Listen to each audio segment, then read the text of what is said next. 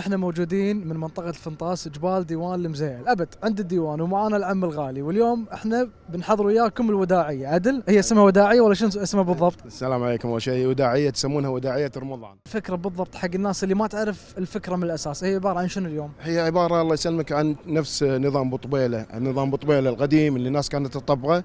احنا الحين نفس ما تقول طورنا فيه شغلة، ان خليناها نمشي بالفرجان ومنها نودع رمضان بالعدة كذي. يا عم اللي يعرف ان بطبيلة موجودة بالكويت قبل، صح؟ نعم موجود بطبيلة، وكنا احنا على ايام زماننا الصغار كنا نلحق واللي كان ماسك بطبيلة وخالي عبد الله يرحمه، عبد الله حنيف المزيعل، هو اللي كان يمشي بالفرجان والوداع يا رمضان.